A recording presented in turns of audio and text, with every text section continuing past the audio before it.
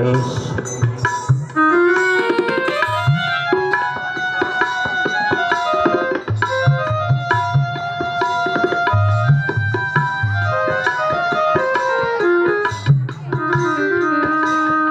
আর কতক্ষণ অপেক্ষা করবো রাজা? বিচার করে বলো কে বড় কে ছোট। তার আগে একটা কথা বলুন মহাত্মন। হ্যাঁ বলো, কি বলতে চাইছো বলুন। স্বর্ণ শ্রেষ্ঠ না রৌপ্য শ্রেষ্ঠ? আর স্বর্ণই তো শ্রেষ্ঠ।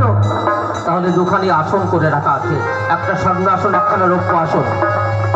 আপনারা নিজেরা দেখুন কে কোন আসনে উপবেশন করেছেন, কারণ আমি সামান্য একটা নরপতি, আপনাদের মতো মহাত্মনের বিচার করা আমার পক্ষে সম্ভব নয়। তাই প্রকারান্তরে আমাকে এই কাজ করতে হয়েছে, কারণ আপনাদের বিচারটা আপনারা নিজেরাই করে নেবেন। দেখুন কে কোন আসনে বসেছেন, যে যেরূপ আসনে বসেছেন সেই অনুযায়ী ছোট বড় হবে। আচ্ছা ঠিক আছে, তাই হোক। আমি আগে দেখি। হরিশ্চন্দ্র, হরিশ্চন্দ্র প্রকারান্তরে আমাকে করলে তুমি ছোট, এবার তুমি সাবধান হয়ে যাও। হরিশ্চন্দ্র সাবধান হয়ে যাও। সোনার সাম্রাজ্য তোমার আমি সমুদ্রের আকাল তলে তলিয়ে দেবো, ফার ফার করে দেবো তোমার সোনার সাম্রাজ্য। দেখি কে তোমাকে বাঁচায়। এবার তুমি প্রস্তুত থেকো হরিশ্চন্দ্র, প্রস্তুত থেকো।